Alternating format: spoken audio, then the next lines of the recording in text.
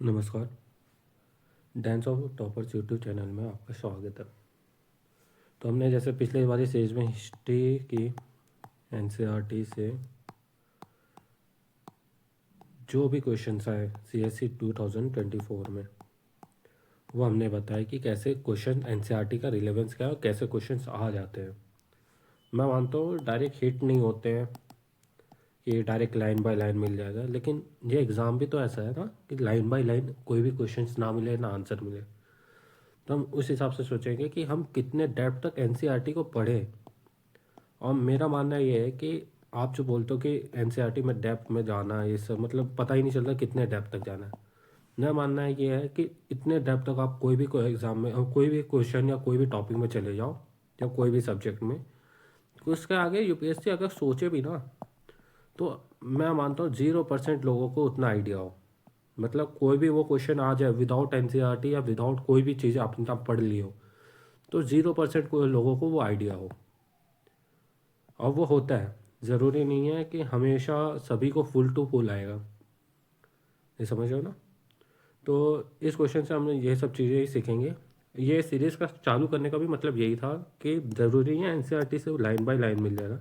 हालांकि और भी क्वेश्चन मैं दिखाऊंगा ऐसे जो लाइन टू लाइन पढ़े, हमने उसको भी मिस किया अपनी तरफ से, तो वो भी मिस नहीं होने चाहिए। और कितने डेप्थ तक हम जा सकते हैं वो भी ज़रूरी होता है। तो वो भी हम कोशिश करेंगे कि कितने डेप्थ तक जाया जा सकता है और कैसे आगे हुआ जा सकता है। तो 2024 में से पॉलिटी में कुछ 12 से 15 क्वेश्चंस थे, डायरेक्टली या इनडायरेक्टली करंट अफेयर से रिलेटेड जो भी चीज़ कहेंगे। इसमें से 6 क्वेश्चंस जो डायरेक्टली या इनडायरेक्टली एनसीईआरटी से आए हैं। और आपको लग रहा होगा एनसीईआरटी से नहीं आया है, तो ये देखो एनसीईआरटी पीछे लिखा हुआ है। हर एक जो भी सोर्स से लिखा है उसमें बीच में एनसीईआरटी लिखा हुआ है अपने तरफ से। तो शुरू करते हैं पहले क्वेश्चन से। और इसमें मैं ये बताऊंगा जैसे जैसे एनसीईआरटी अपग्रेड होती जा रही है, गवर्नमेंट उसका स्टैंडर्ड अपग्रेड कर रही है, तो कुछ कुछ इन्फॉर्मेशन नए वाले एनसीईआरटी में भी होते हैं, कुछ कुछ पुराने वाले एनसीईआरटी में। तो हम दोनों को मिस नहीं करेंगे। हमें इन्फॉर्मेशन लेना हम कहीं से भी उठाएंगे। हम इतनी बड़ी बुक पढ़ने से पहले सोचते नहीं हैं। तो इसमें इन्फॉर्मेशन लेना कहीं से भी उठाएंगे, खुद के नोट्स तैयार करेंगे एनसीईआरटी से। और नहीं होंगे उस चीज़ की हम कोशिश कर रहे हैं कि एक एक एनसीईआरटी के एक एक चैप्टर, मतलब हिस्ट्री हो गया या पॉलिटी हो गया, उसकी शुरुआत कर रहे हैं हर एक चीज़ है। और एक एक चैप्टर से हम उससे प्री में कैसे क्वेश्चन बन सकते हैं और मेंस में कैसे क्वेश्चन बन सकते हैं, कि ज़रूरी नहीं है हम हमेशा प्री रिलेटेड तैयारी करें। हर बार प्री रिलेटेड तैयारी नहीं होता है, तो हम प्री मेंस दोनों को साथ में लेके चलेंगे उस सीरीज में। तो शुरू करते हैं फर्स्ट क्वेश्चन से। Who was the provisional president of the constitute assembly before doctor Rajendra Prasad took over. अब हमें यह पता चला है कि डॉक्टर राजेंद्र प्रसाद जो है, ये कॉन्स्टिट्यूट असेंबली के परमानेंट प्रेसिडेंट रहे हैं। लेकिन इसके पहले वो कौन से मतलब प्रोविजनल होता है ना, कोई भी चीज़ अगर होती है कि डायरेक्ट परमानेंट नहीं होती। कोई स्टेट बना तो डायरेक्ट गवर्नमेंट आके नहीं बढ़ जाएगी, इलेक्शन डायरेक्ट नहीं होते हैं, इसलिए एक प्रोविजनल बनाया जाता है। जैसे प्रोटेम स्पीकर होते हैं, तो प्रोटेम स्पीकर क्या होता है, पहले लोकसभा की सत्र बैठती है, उसके बाद में जब सत्र में बैठते हैं तो उसमें एक प्रोटेम स्पीकर, कोई एक देखने वाला जो उधर का सबसे बुजुर्ग मेंबर होता है, एल्डर मेंबर, उसे बनाया जाता है। और फिर उधर जो लोकसभा मेंबर्स होते हैं वो चूज़ करते हैं और वो स्पीकर बनाते हैं। तो वैसे ही provisional president of constitution assembly बना था राजेंद्र प्रसाद। जब परमानेंट बने थे उसके पहले कौन था, ये क्वेश्चन पूछा जा रहा है। और ये क्वेश्चन डायरेक्ट आपको एनसीईआरटी में मिल जाता है। और ये एनसीईआरटी नई वाली में मिलता है। मैं ये नहीं क्लेम कर रहा हूँ कि पुरानी वाली में आपने पढ़ा होगा, तो ये नई वाली में मिलता है। ये देखो लिखा हुआ है, doctor Sachinder Sinha, president of the constitute assembly at the start of the process of the writing of the constitution. अभी हम ये जानेंगे कॉन्स्टिट्यूट असेंबली कितना होता है। अगर एनसीईआरटी में ऐसी लाइन आ रही है कॉन्स्टिट्यूंट असेंबली की, कितना मतलब कितने लोग थे, कितनी सीट्स थे उस समय, और कौन कौन से मेजर पोजीशन थे जिसमें मेजर मेजर लीडर बैठे हुए थे। मैं इसमें सब कुछ नहीं बताऊंगा, लेकिन मैं इतना बताऊंगा कि इतने डेप्थ तक जाया जा सकता है जिससे और भी कॉन्स्टिट्यूंट असेंबली के रिलेटेड क्वेश्चन हो तो वो हमसे गलत ना हो। ओके, तो इसमें लिखा भी है, मैंने सोर्स भी लिखा हुआ है, NCERT class 7 exploring society India and beyond part 1 chapter the constitution of India introduction. ये न्यू एनसीईआरटी का क्वेश्चन है, not old NCERT. Old NCERT अलग चलती थी, अब न्यू एनसीईआरटी आई है तो उसमें ये दिया हुआ है। तो चलो नेक्स्ट क्वेश्चन स्टार्ट करते हैं। अब as per article 368 of the Constitution of India, the Parliament may amend any constitution by the way of addition, variation, repeal।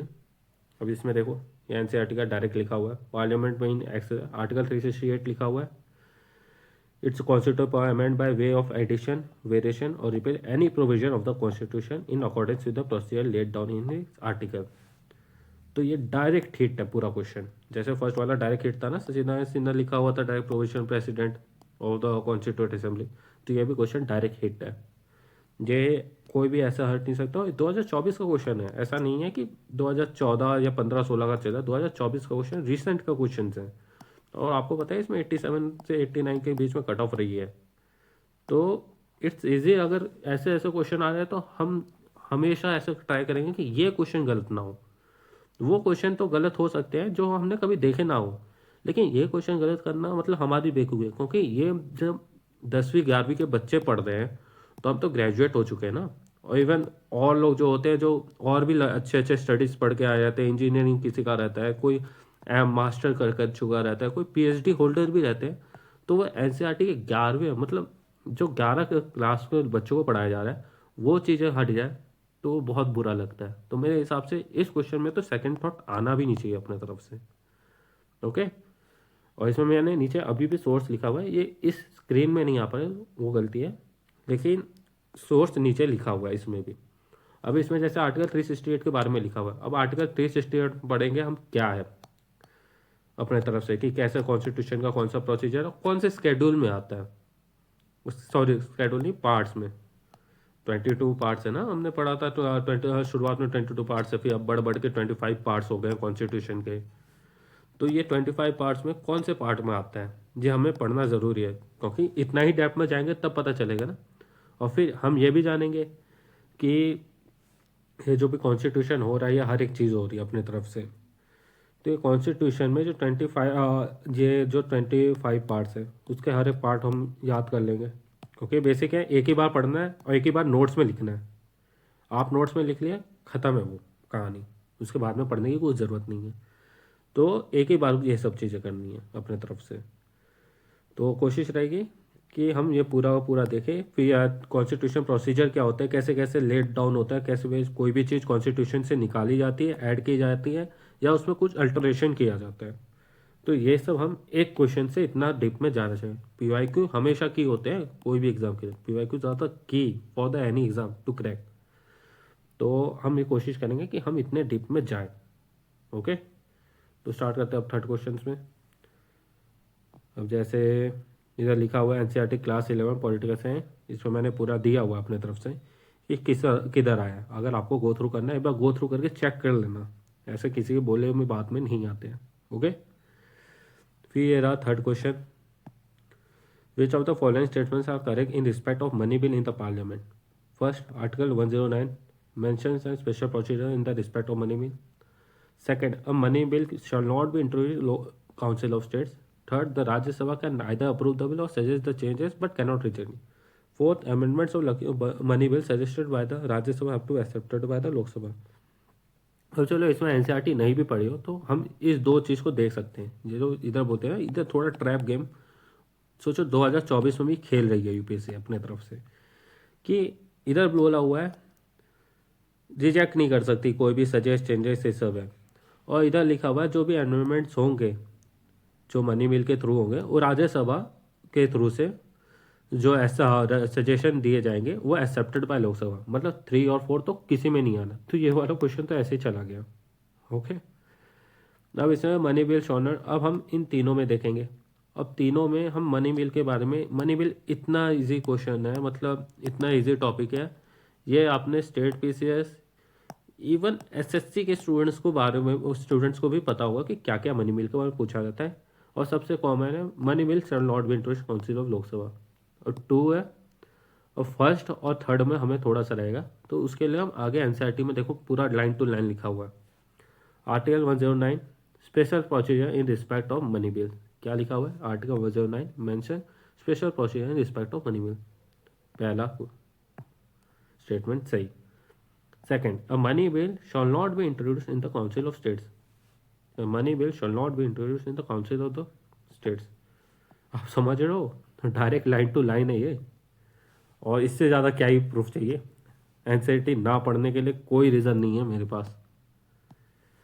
If it's a money bill the Rajya Sabha can either approve the bill और suggest the changes but can not reject. अब सोचो, वो direct question दिया हुआ, और ये direct आप question देख सकते हो 2024 का ऑफिशियल जो यूपीएससी ने दिया होगा।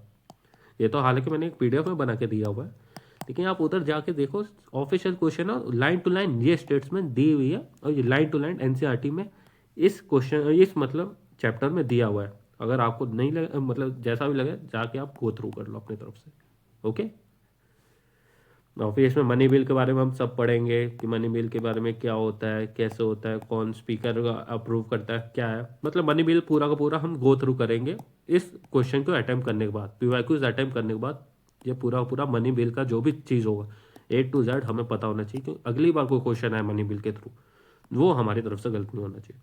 और ये फिर भी मैं वही कहूँगा, ये एनसीईआरटी की तरफ से क्वेश्चन है, तो ये गलत होना तो मतलब आप अपने पैरों में कुल्हाड़ी मारो, अपने उससे जा रहे हो। मतलब यूपीएससी का कोई स्कोप नहीं होता कि आपको फेल करना, लेकिन आप खुद से फेल हो रहे हो क्योंकि आप नेग्लेक्ट कर रहे हो बहुत सारी चीज़ों को।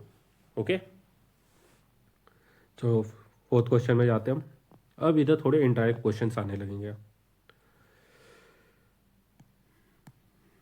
विच of the following statements are correct about the constitution of India? Power of the municipalities are given in part 98 of the constitution. Emergency provision are given in part 18 of the Constitution. Provision related to amendment of the Constitution are given part 28 of the Constitution. अब ये amendment वाला question हमने first में ही पढ़ा। सोचो first की चीज़ें फिर से एक क्वेश्चन में आ गई, मतलब यूपीएससी मतलब सेम एग्जाम में सेम पेपर में दो क्वेश्चन रिपीट कर सकता है अपने तरफ से। और ये मेरे हिसाब से यूपीएससी एक चॉकलेट दिया हुआ है या लॉलीपॉप, इसको जो समझो, कि आपका सिलेक्शन इधर से दूर नहीं है, आप खुद लेकर जाओ यार। आपने मतलब अमेंडमेंट के बारे में पढ़ा है तो आपको इतना तो आइडिया होगा कि अमेंडमेंट कौन से कॉन्स्टिट्यूशन में और कौन से मतलब इसका पार्ट में आता है। तो आप वही है, एनसीईआरटी उतना पढ़े आपने कि हाँ ये अमेंडमेंट ये सब का पार्ट है, आर्टिकल 3068, तो इसको देखो कौन से स्केड्यूल में आ रहा है। अब दूसरी चीज़ है, अब मैं इसमें बोलूँगा इनडायरेक्ट है, इसमें शायद लोग लॉजिक ना लगाए कि सोचते हैं कि एनसीईआरटी से गो थ्रू करना है। एनसीईआरटी भाई 6 to 12 के बच्चों के लिए पढ़ाई गई है, ना कि यूपीएससी कैंडिडेट के लिए। तो यूपीएससी कैंडिडेट को उस चीज़ का पोस्टमार्टम करना होगा, कोई भी चीज़ का। आप कोई भी चीज़ पढ़ जाओ, उसका पोस्टमार्टम करो। मैं गारंटी दे सकता हूँ, अगर आप पोस्टमार्टम नहीं करोगे तो आप फेलियर हो, क्योंकि ये चीज़ गलत है ना। आप ये सोच के चलोगे 6 to 12 के एनसीईआरटी में हर एक क्वेश्चन जो भी एनसीईआरटी से लिंक हो रहा है वो लाइन टू लाइन है, जो कि नेक्स्ट टू इम्पॉसिबल है। कुछ कुछ क्वेश्चन आए जो मैंने दिखाए भी है, 3 क्वेश्चन अभी के अभी दिखा दिया मैंने कि लाइन टू लाइन है, आप उसको भी देख सकते हो, एक बार री चेक कर सकते हो। लेकिन हर एक क्वेश्चन एनसीईआरटी से लाइन टू लाइन ज़्यादा मांग रहे हैं हम, यूपीएससी से भी और एनसीईआरटी से भी। तो पोस्टमार्टम करो अपने तरफ से, और ये चीज़ें आपको खुद अपने नोट्स बनाओगे तो ज़्यादा चीज़ें समझ में आएगी, बाकी डिराइव करोगे। और आप पीवाईक्यू सब लेकर बैठो, जो मैं एनालिसिस भी करा रहा हूँ अपने तरफ से, नहीं खुद से भी एक एफर्ट मारो, सब पीवाईक्यू का एनालिसिस करना शुरू करो। मैं गारंटी देता हूँ आपको टॉपिक्स पता चलेंगे, जो जो हॉट टॉपिक्स होते हैं उसको एक बार पूरा का पूरा अपने तरफ से गो थ्रू कर दो। और मैं एक पीडीएफ भी बना दूंगा, जो जो हॉट टॉपिक्स होते हैं जो यूपीएससी पूछती है 1 साल 2 साल के अंतराल में या 3 साल के अंतराल में पूछ लेती है, तो वो हमसे कभी गलत नहीं होने चाहिए। तो इसमें यही लिखा मैंने, एनसीईआरटी के 74th अमेंडमेंट एक्ट, अब जैसे ये आया, जैसे 73rd and 74th amendment came into force. अब इसमें हम दो चीज़ों के बारे में पता है, अमेंडमेंट एक्ट के बारे में पता है मैंने, तो ये नगर पालिका ये सब के बारे में जो ऊपर लिखा हुआ था, म्यूनसिपालिटी लोकल गवर्नमेंट्स के लिए कौन से शेड्यूल में आता है। फिर ये आर्टिकल 368 के बारे में पूछा हुआ है, तो कौन से पार्ट में आता है ये भी पूछा हुआ है इस केस में। फिर इमरजेंसी के कारण है कि इमरजेंसी कौन से पार्ट है, क्योंकि हर एक चीज़ का दिया हुआ है। अब आपको देखना है कि आप इसमें गो थ्रू करोगे या ना करोगे, क्योंकि इमरजेंसी ये सब चीज़, इमरजेंसी प्रोविजन ये सब ऐसी चीज़ है जो इंपॉर्टेंट है पॉलिटी के लिए, हम इसको स्किप नहीं कर सकते अपने तरफ से।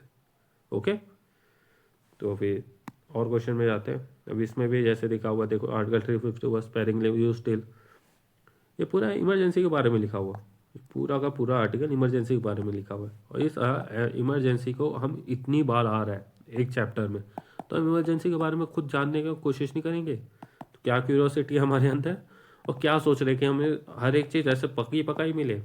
यूपीएससी में 200 क्वेश्चन, 200 मार्क्स का पेपर आता है, और जिस हिसाब से पेपर के लेवल हो रहे हैं, हम सोचते हैं हार्ड है, पर वो अभी भी नॉर्मल है। एलिमिनेशन आज भी काम करता है। अगर आप क्यूरियस हो, आज एग्ज़ाम क्वालिफाई करते हो, और लोग करते भी है। 10,000 लोग क्वालिफाई होते हैं, 11,000 लोग क्वालिफाई होते हैं बेस्ड ऑन द वैकेंसी। तो आप भी क्वालिफाई कर सकते हो, लेकिन क्वालिफाई करने के लिए यही तो चीज़ें हैं कि हमारे अंदर क्यूरियोसिटी हो अपनी तरफ से, और हम कितने डीप तक कोई भी चीज़ पढ़ सकते हैं। और हॉट टॉपिक्स को विदाउट छुए कैसे नहीं, क्योंकि विदाउट टॉपिक हॉट टॉपिक्स ना छुए तो ये हमारी गलती है। हमें पीवाईक्यू से पता चल रहा है कि ये क्वेश्चन या ये टॉपिक बार बार हर साल 2 साल में पूछा जा रहा है, तो हम क्यों नहीं इसको छुए? हमें तो पास होना है ना, हमें छूना है। तो ये पूरा का पूरा है, इसको हम अपने तरफ से, ये जो आर्टिकल आ रहा है इमरजेंसी गवर्नर ये सब कर रहा है, मैं इसमें गवर्नर को भी जाता, गवर्नर के बारे में भी देखता कि गवर्नर क्या है, ये A to Z, क्योंकि गवर्नर के बारे में भी क्वेश्चन आते हैं, हर साल 2 साल में आ जाते हैं कि गवर्नर क्या पास करता है। या फिर अभी जैसे तमिलनाडु का सीन चल रहा है, तमिलनाडु स्टेट गवर्नमेंट और गवर्नर का, तो इसमें मैं प्री और मेंस के टॉपिक दोनों ने उठा के चलूँगा कि प्री में तमिलनाडु गवर्नमेंट और स्टेट गवर्नर के पास कितनी पावर है, बिल को क्या कर सकता है अपने तरफ से, और स्टेट गवर्नमेंट के पास क्या क्या पावर है, बिल को क्या, अगर वो गवर्नर अगर कोई भी बिल पास करता है नहीं करता है तो लेजिस्लेटिव असेंबली में आएगा कि नहीं आएगा, ये सब चीज़ A to Z में देखूंगा अपने तरफ से। ओके, और मैं इसमें देखूंगा कि क्या टसल है दो स्टेट गवर्नमेंट और हमेशा गवर्नर। आप हमेशा न्यूज़ में सोचते हो स्टेट गवर्नमेंट और गवर्नर के बीच में टसल होती है, तो ये टसल मैं जानूंगा, क्योंकि मुझे नहीं पता, मेंस में ये भी क्वेश्चन आ सकता है, पॉलिटी में GS2 में ये क्वेश्चन आराम से आ सकता है कि भाई GS और उसके इसमें क्या दिक्कत आ रही है, मतलब गवर्नर और स्टेट गवर्नमेंट के बीच में। ओके, इसमें भी दिया है मैंने। अब इसमें ये क्वेश्चन था जो इस 2024 में पूछा है। अब इधर मैं थोड़ा लॉजिक बताऊंगा आपको। एक स्टेट, एक तो पहली बात तो होता है ये जो ये लिस्ट वाला सब्जेक्ट है ना, स्टेट लिस्ट, तो एक स्टेट लिस्ट होता है, एक यूनियन लिस्ट होता है, कॉन्करेंट लिस्ट होता है। इसमें क्या पूछा, which of the following statement as correct as per the constitution of India. अब ये 7th शेड्यूल में आता है कॉन्स्टिट्यूशन के। अब हमें इतना तो दिमाग आ रहा है कि स्टेट लिस्ट से स्टेट में जो सब्जेक्ट, स्टेट के अंदर जो काम हो रहा होगा वो सब चीज़ें स्टेट देखेगी। यूनियन के इसमें यूनियन में जो काम हो रहा होगा जो यूनियन लिस्ट में देखा जाएगा। तो कॉन्करेंट लिस्ट में जो काम हो रहा हो कॉन्करेंट में देखा जाएगा।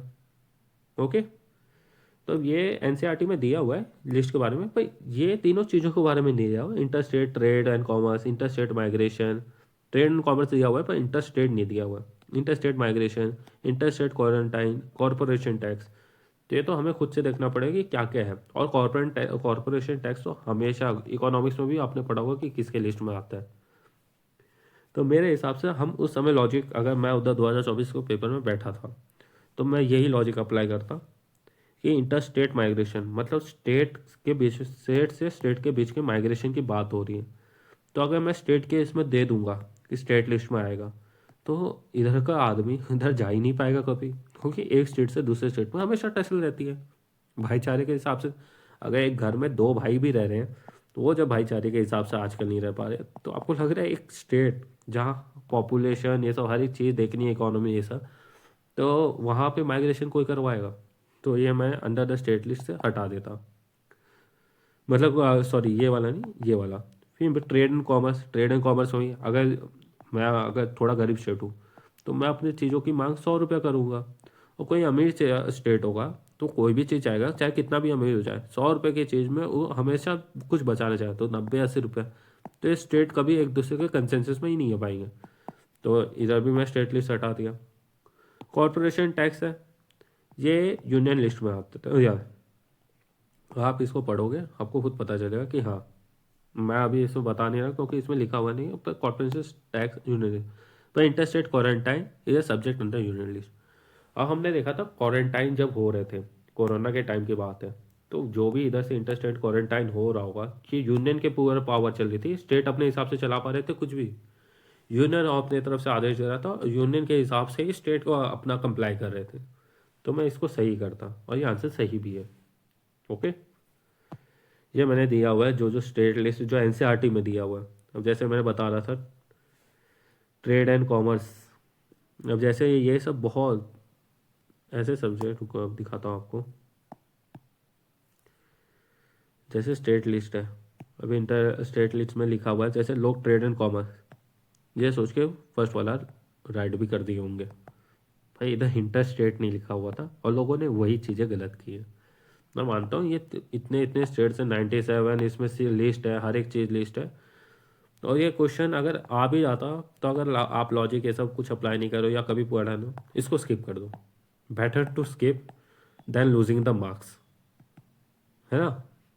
कोई अगर एग्ज़ाम में 2 मार्क्स मिल जाए ज़्यादा अच्छा है, लेकिन 0.66 कट हो जाए वो ज़्यादा बुरा है ना।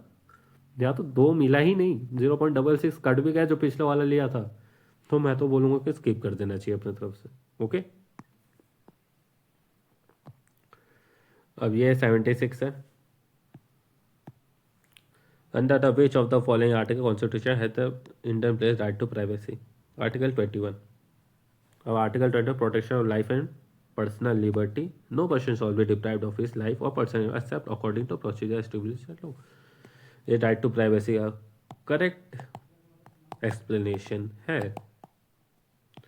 इसमें केएस पुट्टास्वामी केस हुआ था एक राइट टू प्राइवेसी के लिए 2017 में, उसके बारे में हम पढ़ेंगे। मतलब आर्टिकल 21 लिखा हुआ है तो हम हर एक चीज़ जानेंगे आर्टिकल 21 है क्या और क्या चीज़ के लिए रिलेटेड है। और बाकी साथ में आर्टिकल 15 भी मैं पढ़ूंगा, 16 भी और 19 भी पढ़ूंगा। भाई पीवाईक्यू एनालिसिस तो यही होगा ना, पीवाईक्यू एनालिसिस ये थोड़ी होगा आर्टिकल 21 है मुझे पता चल गया अब ये वाला क्वेश्चन आएगा आर्टिकल 21 से तो मैं खत्म।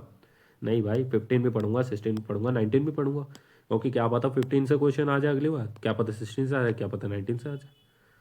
तो I will never miss any chance to selection, क्योंकि मुझे सिलेक्शन चाहिए। मैं हर एक चीज़ के लिए क्यूरियस हूँ, मुझे पढ़ना है और मुझे जानना है हर एक चीज़। ओके, तो आगे पढ़ते हैं। तो इसमें देखा राइट टू इक्वलिटी, ये आर्टिकल 14 to 18 वाला जो भी आया, जैसे ये आर्टिकल 14 आ गया, फिर आर्टिकल 15 आ गया, आर्टिकल 16 है, आर्टिकल 17 है, आर्टिकल 18 है, फिर 19 हो गया,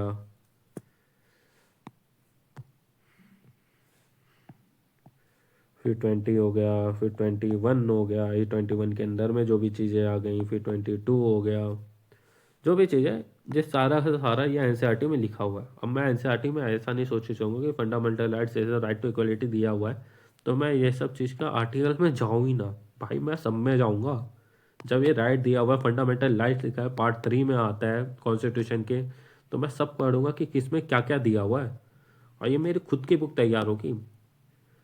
हार्ड वर्क स्मार्ट वर्क तभी होता है जब हार्ड वर्क हुआ हो। आप एक्सपेक्ट करोगे स्मार्ट वर्क करेंगे, स्मार्ट वर्क करेंगे, सब लिखा हुआ होगा जहाँ पे वहाँ से पढ़ेंगे, अरे कोई नहीं लिखा रहता। मैं खुद भी अगर मुझे प्रेसिडेंट के बारे में सब कुछ पता है, A to Z पता हुआ है, अगर मेरे अपने नोट्स बने रहेंगे तो मैं उसमें प्रेसिडेंट को एक भी बार इंक्लूड करूँगा। अब भाई जो चीज़ मैंने पढ़ी हुई है उसको मैं थोड़ी लिखूंगा कहीं पर। अगर मैं ही हनुमान चालीसा मुझे आता है जैसे, अब मैं हनुमान चालीसा की हर बार बुक लेकर उठा के पढ़ता हूँ या कोई भी नोट्स में लिखा हुआ थोड़ी रहता है मेरे नोट्स में, मतलब कोई भी बुक में थोड़ी लिखा हुआ रहेगा। तो इस वजह से मैं पूरा वही चीज़ पढ़ूंगा। और यूपीएससी का गेम ऐसा है कि कोई भी बुक ऐसे नहीं है कोई बोल सकता है कि इसमें से 100% क्वेश्चन आएंगे। जो बोल रहा है एक बार काम करना, उसको राम नाम बोलना और हट जाना उसकी तरफ से। ओके, तो आगे स्टार्ट करते हैं। फिर ये भी दिया हुआ है एनसीईआरटी की तरफ से। और फिर ये है डायरेक्ट क्वेश्चन, जो अगर किसी ने एनसीईआरटी अच्छे से पढ़ी होगी उसके लिए तो बल्ले बल्ले शाबाश शाबाश। Rate of provision, a government officer providing for parliament legislative to pass a law on provision, the lower court providing continuation to a provision of procedure in a case a government providing। अब इसमें देखो provision के बारे में, the rate is by high court और lower court लिखा हुआ है, supreme court, when high court और supreme court when a lower court has considered case beyond its jurisdiction, तो lower court prohibiting continuation proceedings in case. दिया हुआ है, समझ में आ रहा है क्या पूछा हुआ है? लैंग्वेज अलग है मतलब, लेकिन लैंग्वेज को आप इस लैंग्वेज को अच्छे से समझ पाए तो आंसर आपके सामने पड़ा हुआ है। और मैं सिर्फ अगर मैं इसकी एनालाइज करता या पीवाई क्यूज की, तो मैं पूरा का पूरा रेट पढ़ता, जो 5 रेट है, फिर हाई कोर्ट के रेट्स का क्या है जुरिडिक्शन, सुप्रीम कोर्ट के रेट का जुरिडिक्शन, जो लोकल लोअर कोर्ट्स हैं उनका जुरिडिक्शन, फिर हाई कोर्ट के रेट किसमें आर्टिकल 32 में लिखे हुए हैं, फिर lower court sorry high court के आर्टिकल 226 में लिखा हुआ है, सुप्रीम कोर्ट का आर्टिकल 32 में लिखा है जो कॉन्स्टिट्यूशन ऑफ कॉन्स्टिट्यूशनल रेमेडीज लिखा हुआ था, राइट टू कॉन्स्टिट्यूशनल रेमेडीज में हर एक चीज़ लिखी हुई है, मैं इसको हर एक चीज़ पढ़ता। और ये जो लिखा हुआ है, ये जो दिया हुआ है, इसमें डिटेल्स में लिखा हुआ है हर एक रेट, एनसीईआरटी में दिया हुआ है, prohibition, habeas corpus, certiorari, mandamus corpus, quo warranto, ये सब लिखा हुआ है एनसीईआरटी के बुक में। लेकिन मैं इससे बियॉन्ड जाता हमेशा, मैं कोशिश करता हूँ एनसीईआरटी से जो भी और इन्फॉर्मेशन और भी निकाल सकूँ या फिर और भी मेजर वेबसाइट या एक्सटर्नल वेबसाइट से निकाल सकूँ, तो मैं उसके बियॉन्ड जाता। तो ओके, ये इतने क्वेश्चंस हैं जो डायरेक्ट एनसीईआरटी से आए हैं, बाकी इतने ख़त्म है, मैंने बता दिए इतने क्वेश्चंस हैं। आपको कैसे अटेम्प्ट करना है पीवाईक्यूज, कितना एनालिसिस करना है अपने तरफ से, और हमेशा कोशिश करो कि पीवाईक्यूज सबसे बेस्ट तरीके से हो, पीवाईक्यूज एनालिसिस सबसे बेस्ट हो, क्योंकि PYQs always a key to get a selection in any exam. तो always go through the PYQ के डेप्थ तक जाओ यार, मैंने बताया भी है, शायद आपको एक वीडियो भी है मैंने डाल के रखी हुई है कि पीवाईक्यूज के डेप्थ में जाना चाहिए।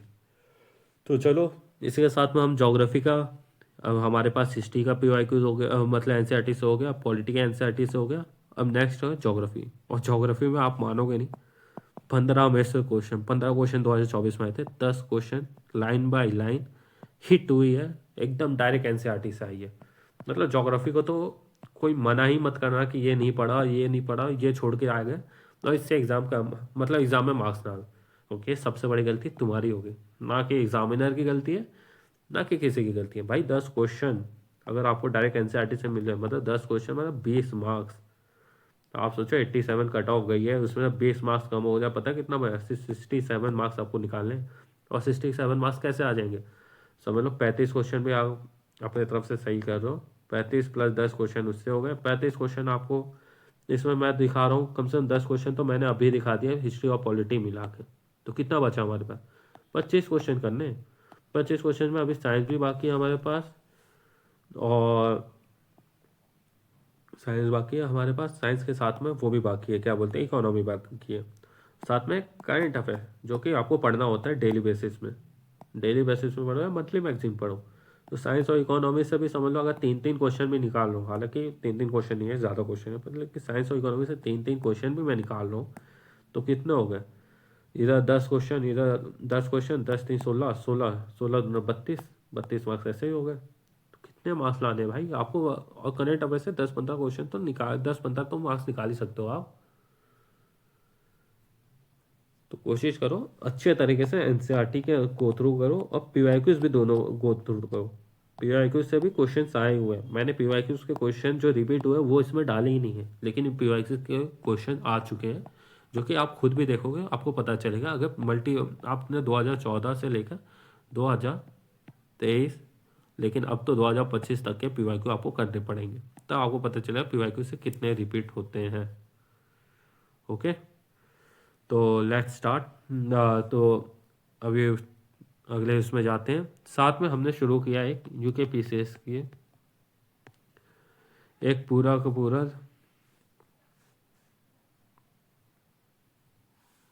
रुकना एक सेकंड, यूके पीसीएस के लिए या लोअर पीसीएस उत्तराखंड के रिलेटेड जीएस कंटेंट बनाना, और वो कंटेंट का वॉलंटरी अपने तरफ से एक मैम है जो पढ़ा रही हैं, समझा रही हैं और कंटेंट दे रही हैं, क्योंकि उन्होंने कहा है इंग्लिश के कंटेंट उत्तराखंड में बहुत लिमिटेड है अपने तरफ से। तो इंग्लिश के कंटेंट से हर एक चीज़ बनेगी, पूरा चैप्टर 1, पूरा चैप्टर वाइज एक पूरा का पूरा बुक आएगा विथ एवरी फैक्चुअल इंफॉर्मेशन जो हो सकता है। और नॉट ओनली फॉर प्री, हम हमेशा देखते हैं सिर्फ कोई कोई बुक बनती है सिर्फ प्री के लिए, उसमें प्री प्लस मेंस होगा अपने तरफ से, तो उसको भी अच्छे तरीके से आप देखिएगा। And she is serving now, वो उत्तराखंड पीसीएस से सिलेक्टेड है और अब वो सर्व कर रही हैं, तो उस वीडियो को आप देखिएगा। और आगे और ऐसे वीडियोस बनते रहेंगे, साथ में 2014 का PYQ एनालिसिस चलता रहेगा, और बीच बीच में अब एक एक चैप्टर हिस्ट्री साइंस ये सब की वो स्टार्ट करेंगे हम लोग, एक एक chapter, not only for pre but also for mains, and we will also do for UKPCS, क्योंकि UKPCS में या उत्तराखंड के रिलेटेड कोई भी एग्ज़ाम में 50 क्वेश्चंस हमेशा, या जितने वो क्वेश्चंस आते हैं उसमें 33% का मार्जिन उत्तराखंड स्टेट का आता है, और स्टेट स्पेसिफिक आता है। इवन GS 5 एंड GS 6 पूरा पूरा उत्तराखंड स्टेट से रिलेटेड है, तो हम उसको क्लियर करेंगे अपनी तरफ से। तो चलिए अगले सेशन में आपसे मिलते हैं।